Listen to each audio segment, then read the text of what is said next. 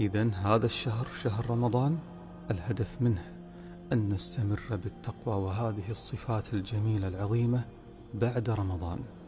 البعض مسكين جاهل ما يفهم هذه الحكمة، ما يعلم هذه الحكمة، ينتظر أن ينتهي رمضان حتى يعود مرة أخرى ويتحرر من هذه التقوى. انتكاس، ما هذا الذي يريده الله، ليس هذا والله. رمضان دورة تدريبية للفوز والحصول على صفة عظيمة مميزة، جوهرة غالية لا تقدر بثمن، ألا وهي التقوى. قال سبحانه وتعالى: والذين اتقوا فوقهم يوم القيامة.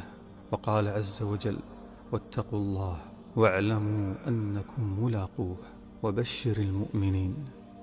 وأختم بهذه الآية في سورة آل عمران: فإن الله يحب المتقين.